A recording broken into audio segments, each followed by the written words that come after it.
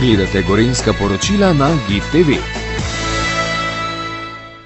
Župan občine Gorje Peter Torkar, proračun je eden izmed glavnih dokumentov, ki ga mora sprejeti vsaka občina, in vi ste ga končno sprejeli 22. januarja letos.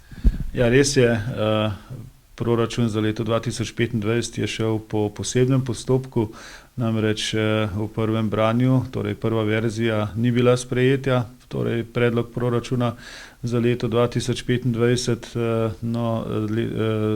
2024, 27. novembra pa smo obravnavali na občinskem svetu drugo verzijo predloga proračuna, ki ni bila popolnoma nič drugačna kot prva verzija, no ta pa je bila sprejeta in je lahko šel predlog proračuna v javno obravnavo in pa na vsa delovna telesa občinskega sveta, tako da smo pripravili proračun za drugo branje 22. januarja 2025.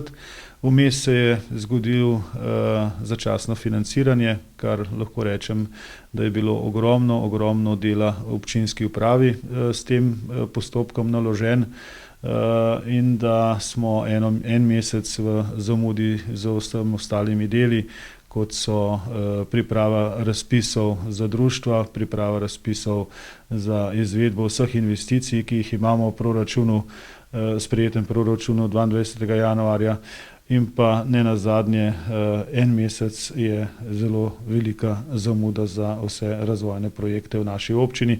Predvsem je problematično to, ker se vsi želimo in pa zavedamo, da je želja graditi izven turistične sezone, ker smo tudi v sami sezoni precej oblegani v naši občini, se vsak dan izgubljen pozna. Vesel sem, da smo proračun sprejeli. Prva zadeva, ki smo jo že dali pod streho, je obnova starih prostorov v zdravstvenem domu Bled, ki smo jih v prejšnjem tednu tudi odprli in pa dali v prevzem. Aktivno se projektira Gorjanski dom in v letošnjem letu imamo cilj projekt vložiti za pridobitev gradbenega dovoljenja na upravno enoto in pa v naslednjem letu začeti s samogradnjo. In pa vrsto infrastrukturnih projektov, naj si bo to obnova vodovoda, javne razsvetljave, meteorne kanalizacije in pa obnova cest po naši občini. Gre za več infrastrukturnih projektov, ki jih bomo v letošnjem letu s sprejetim proračunom lahko izvedli. In koliko je proračun težak za letošnje leto? Proračun je težak nekaj čez 5 milijonov evrov.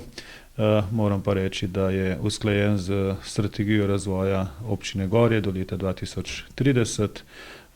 V tem proračunu pa so vsi projekti, ki so planirani. Kakšna dela se bodo nadaljevala v spomladanskem času? V spomladanskem času, ko bodo temperature in pa vremenske možnosti dane, da bomo lahko začeli z gradnjo infrastrukture, torej stopinje morajo biti vsaj +5 čez noč, zato da skrbimo za kvalitetno izvedbo. Moram reči, da se nam tukaj obeta zelo aktivno leto in da bomo te infrastrukturne projekte v tem letu izpeljali, bomo morali zavihati rokave.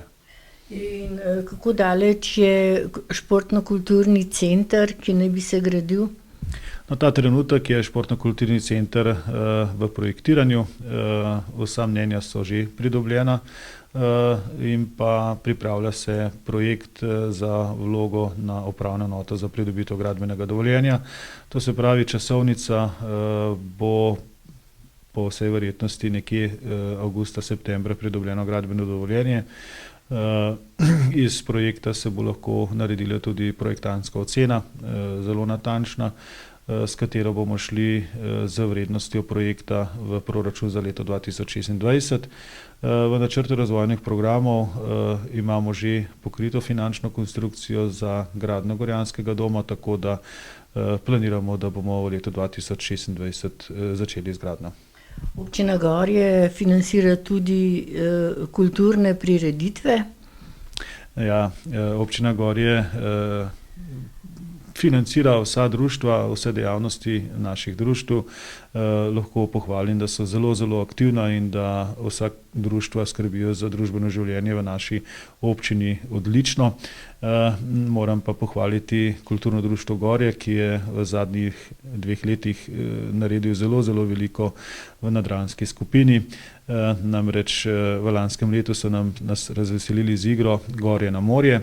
V letošnjem letu pa lahko rečem, da so 11 predstav popolnoma v hitrem času razprodali.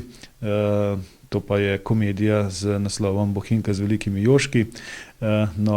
Morda naslov vleče ljudi, da si to ogledajo.